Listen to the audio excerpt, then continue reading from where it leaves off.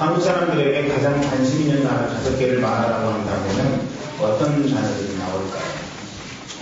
사람의 환경이나 처해 있는 그 위치에 따라서 이야기하는 단어들이 다를 수 있지만 그중 하나가 저는 성형 또는 다이어트라는 생각을 갖습니다.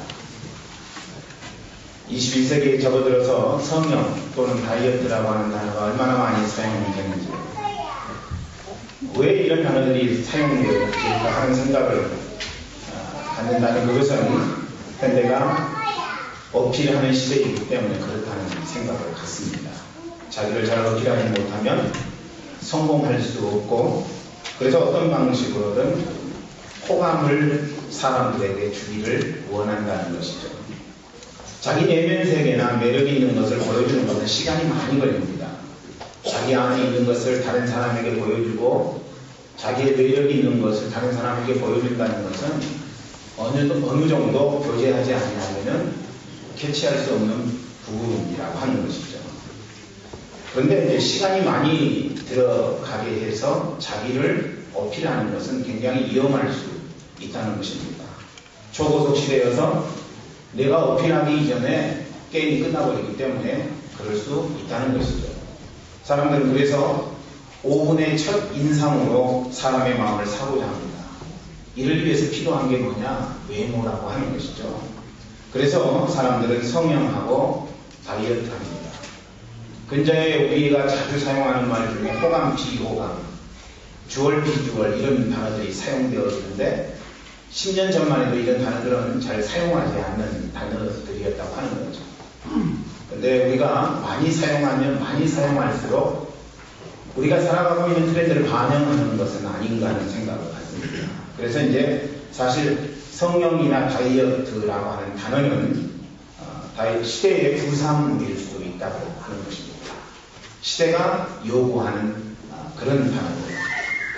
1970년대는 외모보다는 외모도 중요합니다만 외모보다는 마음이 좋으면 그것으로 상당히 괜찮은 거였습니다.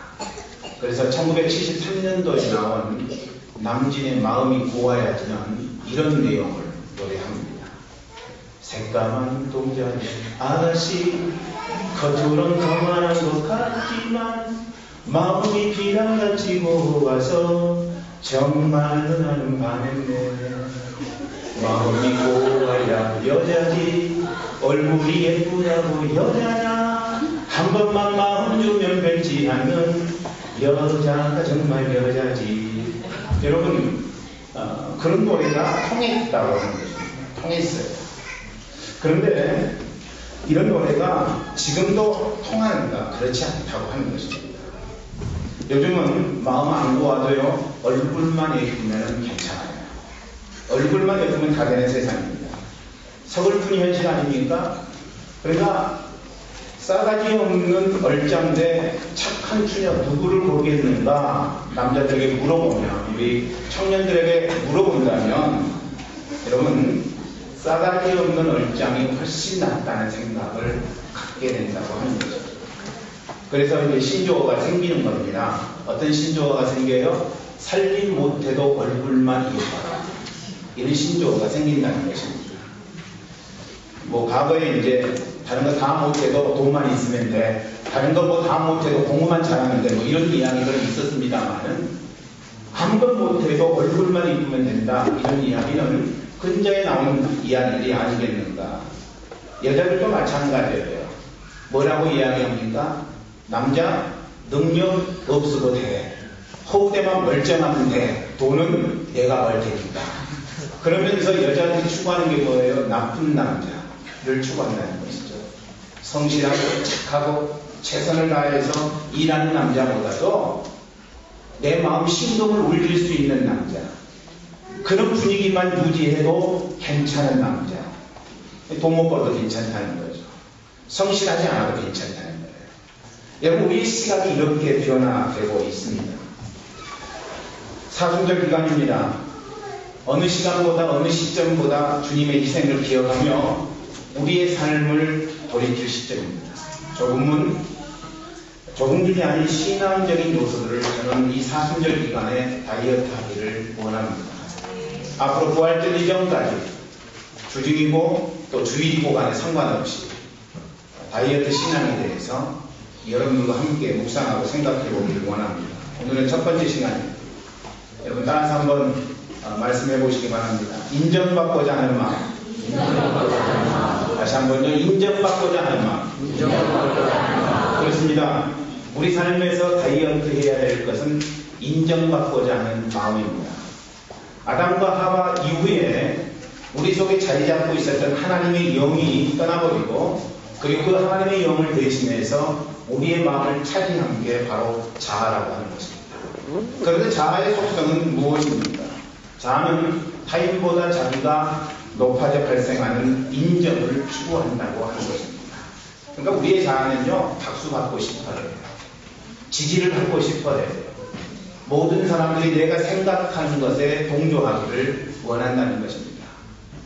그러니까 이 땅의 많은 사람들은 삶을 살아가되 모두 다 나를 인정해 주기를 원하는 욕망 가운데 살아간다는 것이죠.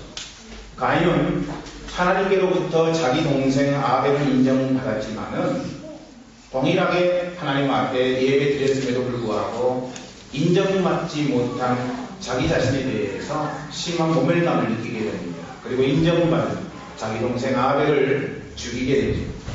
다른 이보다 뛰어나 인정받고 싶은 욕망이 살인자가 되게 한 것이라는 겁니다. 여러분 우리도 오늘 아벨처럼 동일하게 살인을 할 수 있다고 하는 것입니다. 몸에 찔러서 죽이는 살인은 아니지만 그러나 우리는 하루 한순간에도 얼마나 많은 살인을 저지르고 있는지 모르는 일입니다. 내가 받을 인정의 자리에 다른 이가 앉아있을 때 우린 가차없이 그를 죽이고 그 자리에 자기를 등극시킵니다. 사울은 사람들의 다윗에 대한 인정을 받아들일 수 없었습니다. 아니 저것이 나보다 더 사람들에게 인정받네? 그때부터 다윗은 사울의 정적이 되었습니다. 어떻게든 그를 사람들이 인정하는 그 인정의 자리에서 끌어내고 싶었습니다. 다윗 대신에 자기만이 유일한 자리를 차지하고 싶었습니다. 그래서 끊임없이 다윗을 죽이고자 합니다. 그런데 인생이라고 하는 것이 그렇게 살기를 원하지만 그렇게 되지 않는다는 것이죠.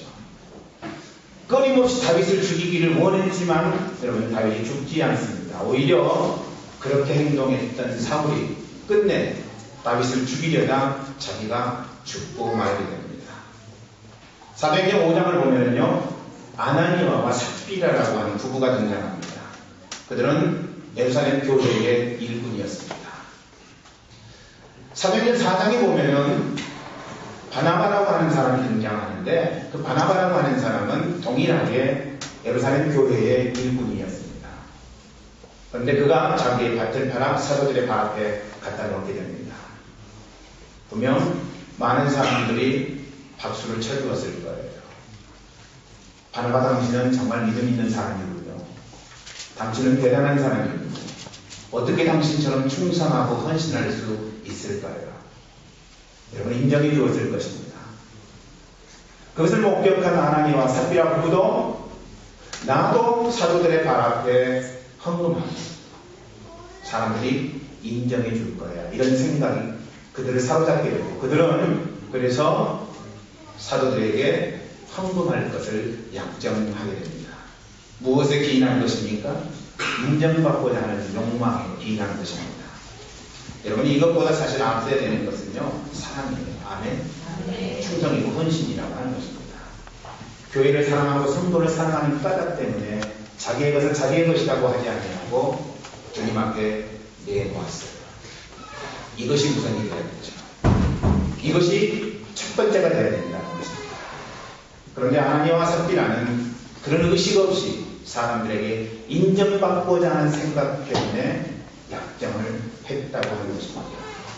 결국 그들은 온전한 인생을 살지 못하고 말잖아요.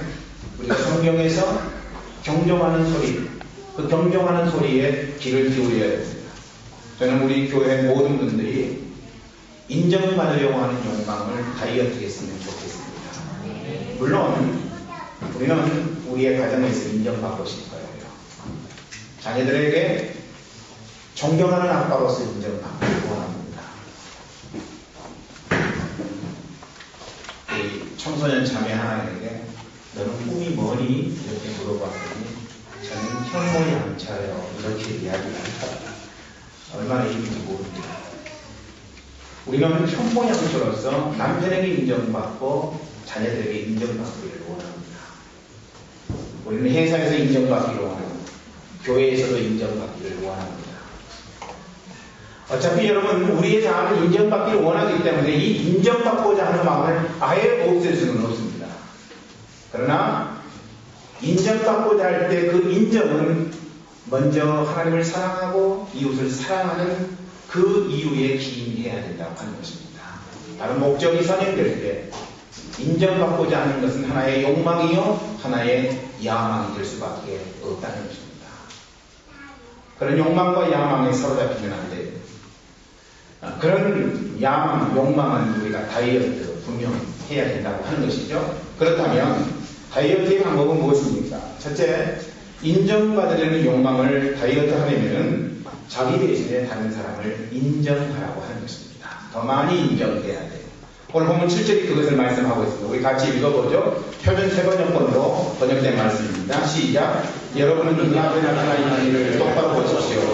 누구든지 자기가 그리스도께 속한 사람이라는 확신을 하면 자기가 그리스도께 속한 사람인 것과 같이 우리도 그리스도께 속한 사람이라는 것을 다시 한번 스스로 생각해야 할 것입니다.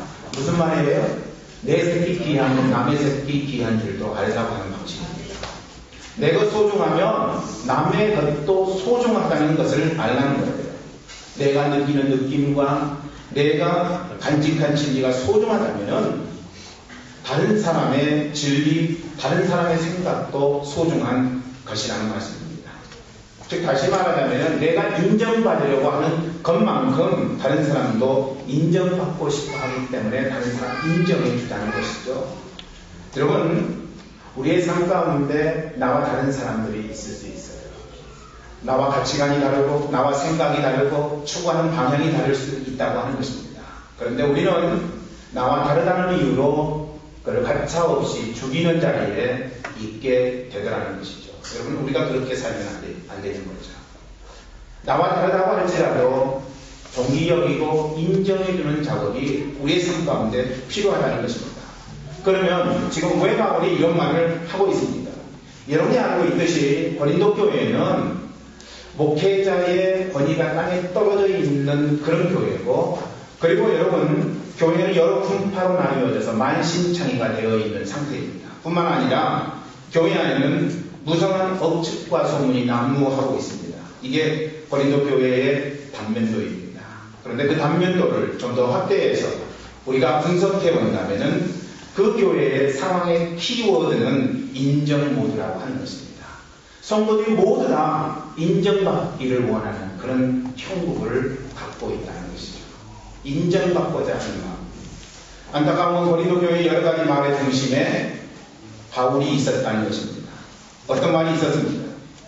바울이 같이 있을 때는 부드럽지만 다른 곳에 있으면 너무 강하다는 그런 이야기가 떠돌았어요. 무슨 말입니까? 장소에 따라 말과 행동이 다른 사람이라는 것입니다. 오늘 본문의 1절 말씀을 보니까 이 사실을 이렇게 증언합니다. 1절 말씀 읽어보죠. 시작.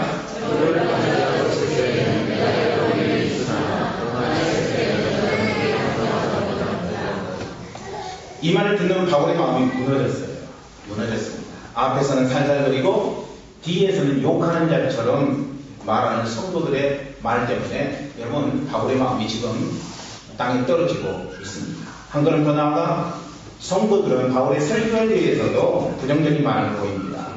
예컨대 그들이 말하는 게 10절에 기록되어 있습니다. 10절 말씀 읽어보죠. 시작. 바울의 편지는 무게가 있고 힘차지만 직접 대할 때는 그는 약하고 말투는 더 별것이 아닙니다. 수식어 빼고 요지만 이야기하자면 바울의 필력, 편지 같은 것은 너무나 감동 있게 잘 쓰는데 설교는 형편없다. 이런 이야기예요. 이제 그런 걸 반증하는 것이 사도행전에 보면은 바울이 설교하다가 사람들이 막 잠을 잡니다. 그런데 난간에 자는 유두보가 떨어져서 죽게 되죠. 그러니까 바울의 이야기는 설교는 진짜 잠이 많이 오는 그런 설교였을 가능성이 굉장히 많다고 하는 것입니다. 바울은 이런 말들에 대해서 12절에서 이렇게 답변합니다. 12절 말씀 같이 읽어봅니다. 시작. 우리는 자기를 내세우는 사람들 중에 스스로를 끌어내거나 그들과 견주어보려고 하지 않습니다. 그러나 그들은 자기네가 만든 스스로 자기네 스스로를 내세우고 자기네가 세운 소리에다가 자기네 스스로를 견주어보고 있으니 어리석은 입장이 없습니다. 하나의 프리즘을 만들어서 그 프리즘 안에 바울을 가두었다고 하는 것입니다. 이런 형태의 목회자가 되지 않으면 안 된다고 하는 사실입니다. 저는 우리 교회가 자기 척도와 자기 표준으로 다른 사람을 견주고 상대적으로 자기가 좀 더 낫다는 방식으로 인정받으려는 유혹을 이겨내기를 원합니다. 내가 인정받음이 아니면 성경은 다른 사람을 인정하라고 이야기를 하고 있습니다. 우리 교회 모든 성도들이 나를 인정해달라고 이야기하기보다는 저를 비롯해서 다른 사람들을 인정해 줄 수 있는 그런 은혜 안에 거하면 얼마나 좋을까. 그래서 이제 빌립보서 2장 3절은 우리에게 이런 권면을 합니다. 2장 3절, 빌립보서 2장 3절 시작. 아무 일에든지 다툼이나 환용과 하지 말고 오직 선한 마음으로 각각 자기보다 남을 낮게 여기고 자기보다 남을 낮게 여기라는 말은요 무슨 말이냐면은 대신에 자기 대신에 다른 사람들을 인정하라고 하는 이야기예요. 우리는 늘 내가 낫다고 생각합니다. 그래서 내가 낫기 때문에 내 위주로 나가려는 유혹에 빠지게 된다는 것이죠. 그런데 성경은 오늘 나보다는 다른 사람들을 낮게 여기라고 하는 거예요. 그것을 우리에게 권면하고 있는 것입니다. 우리 주 예수님은요 하나님과 동등하신 분이었지만 동등됨을 취하지 아니하시고 이 땅에 내려오셨습니다. 하나님이셨던 그분이 인간이 되신 거라고. 말씀이 육신이 되어 우리 가운데 거하실 때 우리가 그 영광을 보니 아버지의 독생자의 영광이요 은혜와 진리가 충만한 거예요. 하나님은 은혜와 진리가 충만하신 분이었지만 인간이 되시기로 작정하셨습니다. 그래서 예수 그리스도가 이 땅에 오신 것입니다. 그리고 고난을 받으시고 죽으시게 됩니다. 하나님이셨던 그분이 무엇이 부족해서 이 땅에 오셔서 고난받으시고 죽는다는 말입니까? 그것은 아직 죄인이었던 우리 때문에 그렇게 했다고 하는 것입니다. 그래서 우리 때문에 십자가 달리셨네, 우리 때문에 고통당하셨네. 여러분, 우리는 찬송가를 통해서도 우리 때문에 이 땅에 오신 예수 그리스도의 희생을 보게 됩니다. 우리 때문에, 여러분과 나 때문에 우리 주 예수 그리스도께서 이 땅에 오셨다고요. 그런데 우리가 의로운 자였습니까? 우리가 정당한 자였습니까? 우리가 갖출 것 다 갖춘 자였습니까? 우리가 의인이었습니까? 아니야. 성경은 우리가 아직 죄인이 되었을 때 그리스도께서 우리에게 오셨다고 말씀하시고 있습니다. 우리가 아직 죄인인 그 상태에 우리 주님이 오셔서 우리를 인정해 주셨다는 거예요. 놀라운 일이죠. 죄인된 우리를. 그래서 그를 믿는 우리가 삶 속에서 해야 될 일은 다른 건 아니에요. 인정하는 자로입니다. 나 같은 죄인도 인정해 주신 예수님의 그 놀라운 사랑을 마음 가운데 간직하고 받아들이고 작정하셨다면 우리의 삶 속에 있어야 될 것은 당연히 우리 또한 다른 사람을 인정하는 것입니다. 여러분, 그 형제가 부족해도요, 부족해도 인정해야 돼요. 연약해도요, 연약해도 인정해야 됩니다. 죄인이어도요, 죄인이어도 인정해야 돼요. 우리는 다 죄인입니다. 성경은 의인은 없나니 하나도 없다고 말씀하십니다. 여러분, 우리가 의인이 아니라고 하는 사실. 그런데 오늘 우리는 예수 그리스도를 믿고 칭의의 구원을 받게 됐습니다. 칭의의 구원은 뭐예요? 의롭다고 칭해 주는 거예요. 진짜 의롭다는 것입니까? 진짜로는 의롭지 않다는 것이죠. 그냥 주님이 예수님의 희생의 대가로 우리를 의롭다고 칭해 주신 것 뿐이라고 하는 것입니다. 그러니까 우리는요, 인생을 살면서 더 큰 죄인일 수도 있고 아니면 더 작은 죄인일 수도 있지만 이 죄인의 범주에 들지 아니한 인생은 아무도 없다고 하는 것입니다. 그러니까 우리 삶 가운데 죄인의 모습으로 다가오는 사람들이 있더라도 우리가 해야 될 작업은요, 다른 건 아니죠. 받아들이고 인정해주는 작업이 필요하다는 것입니다. 그렇습니다. 여러분, 인정해야 합니다. 인정해야 됩니다. 저는 우리 교회 모든 성도가 다른 사람들을 더 많이 인정할 수 있는 사랑 공동체가 되기를 주의 이름으로 간절히 축원합니다. 둘째로는요, 인정받는 욕망을 다이어트하려면 어떻게 해야 되냐? 주께로부터 오는 인정만 받으라는 것입니다. 주께로부터 오는 인정만 받으라는 거예요.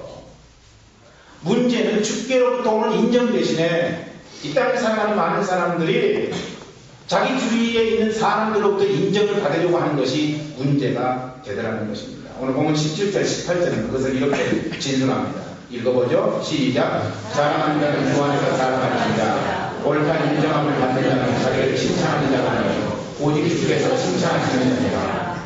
알아주지 않아도, 그래서 외로워도, 여러분, 하나님께서만이 우리를 인정해 주시는 삶을 살아가기 위해 노력하는 것, 그게 바로 십자가를 짊어지고 가는 인생의 모습입니다. 여러분, 십자가를 져야 돼요. 우리는 때때로 나를 인정해 주지 않는 사람들 때문에 속상할 수 있어요. 아플 수 있어요. 괴로울 수 있어요. 아, 나 혼자 하나님 앞에 이렇게 가는구나. 여러분, 이런 것들이 많이 힘들 수 있어요. 근데 그때마다 주님은 우리에게 뭐라고 말씀하시냐면 너와 같은 자가 7천이 있다, 이렇게 말씀하십니다.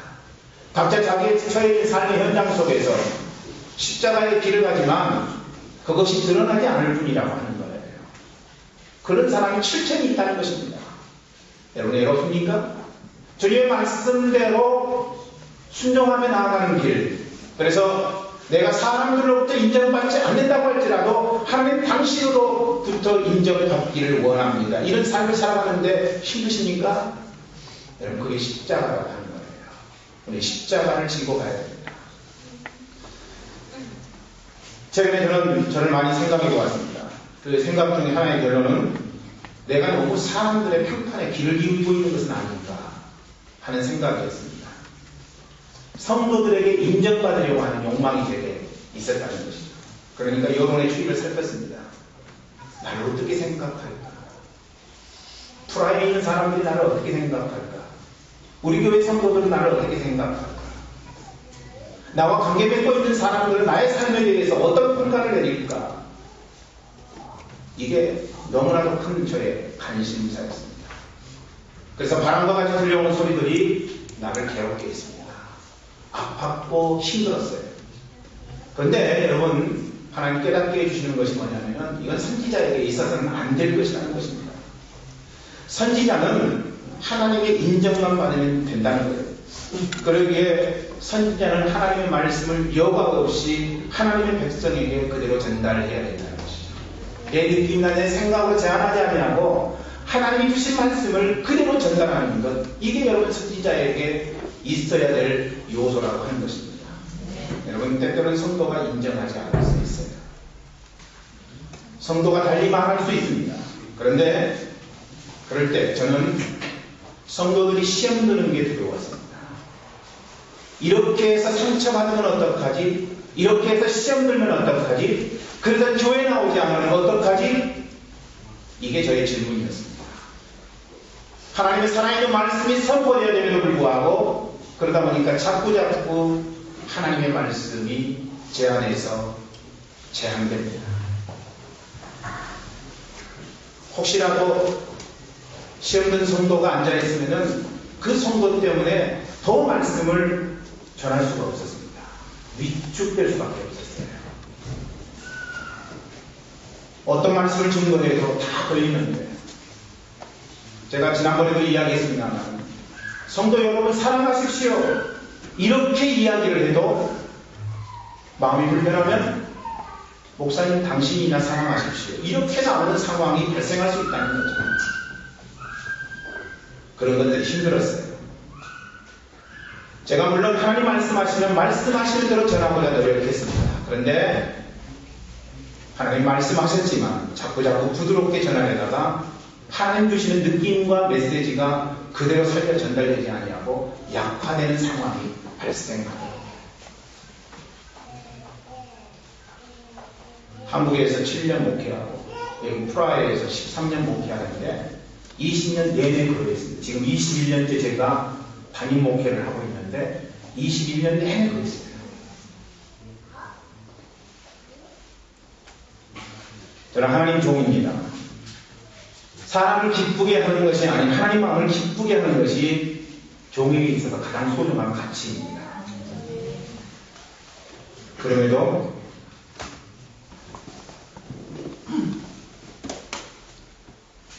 직무유기를 했습니다.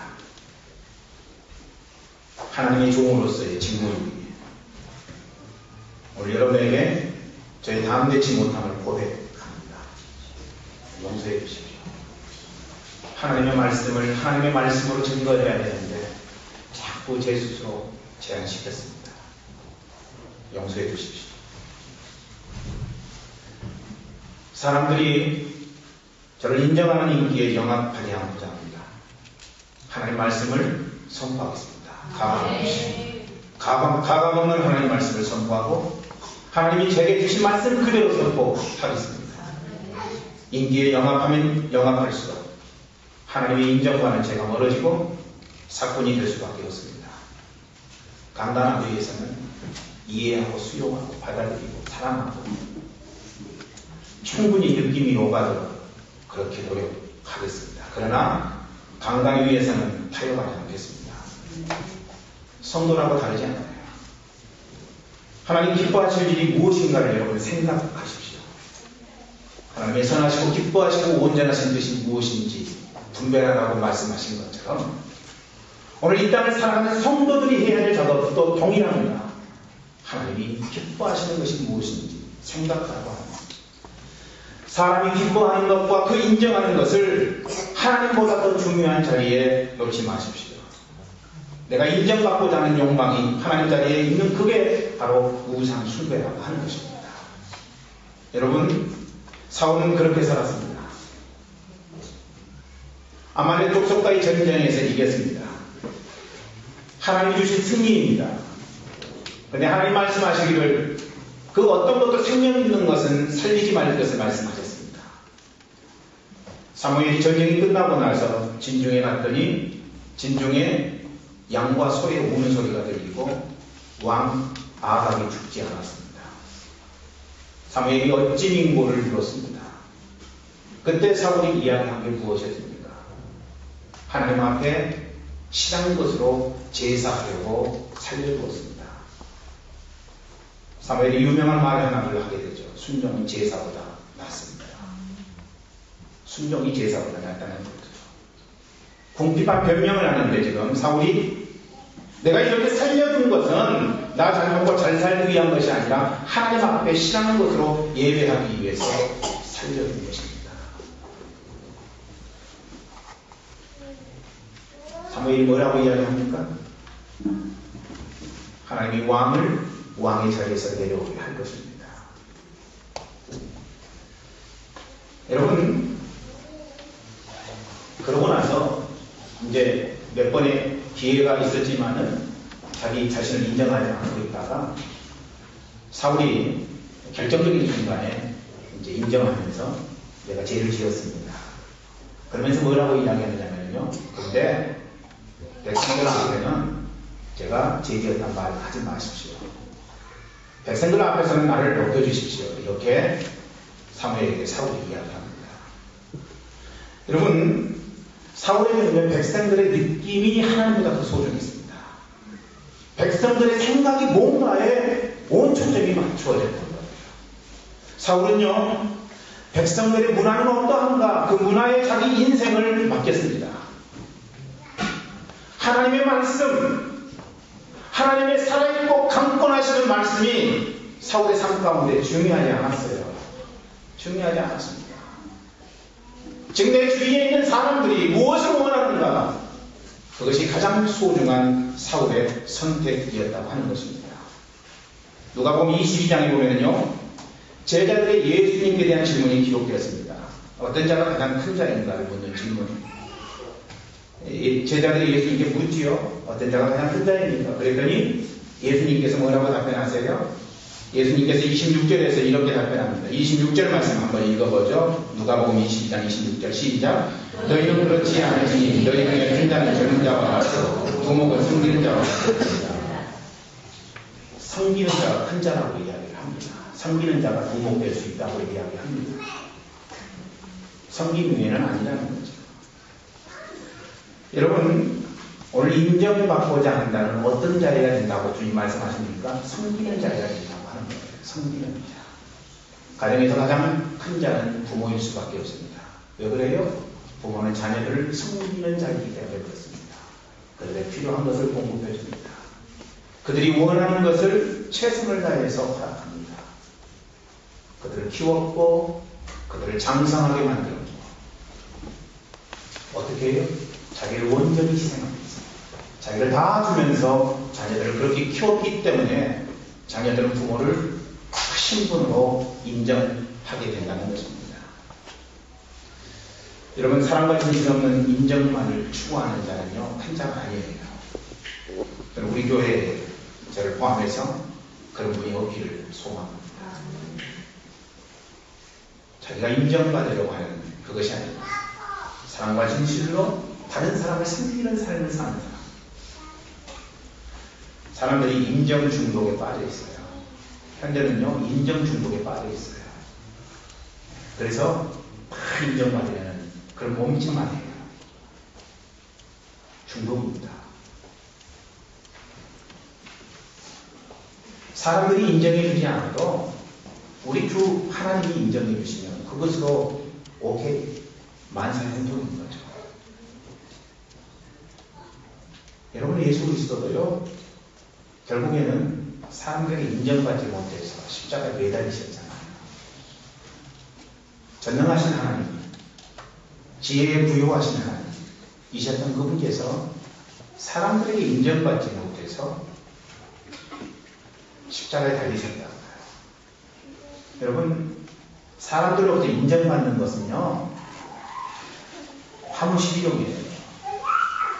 꽃이 오래가지 않듯이 사람들에게 인정받는 것은 금세 없어지고 만다는 거죠.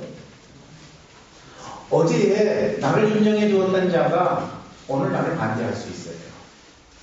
오늘 나를 인정해 줬던 자가 내일 나를 반대할 수 있다고요.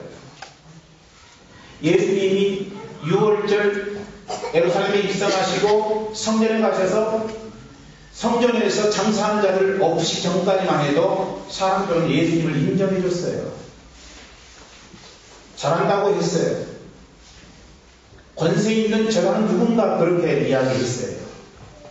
호산나 다윗의 자손이라고 그렇게 이야기를 했습니다. 그런데 그 예수를 자기들이 원하는 대로 행동하지 않았다고 십자가에 못 박혀 죽였습니다. 무리들의 함성을 여러분 들으십니까? 저를 십자가에 못 박아라. 십자가에 못 박아라.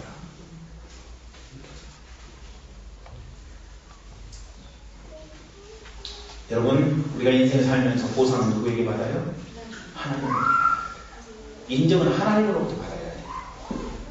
문제되는 것이 뭐냐면 사람들로부터 인정받고 보상받으려고 하니까 무리소리치게 된다는 것입니다.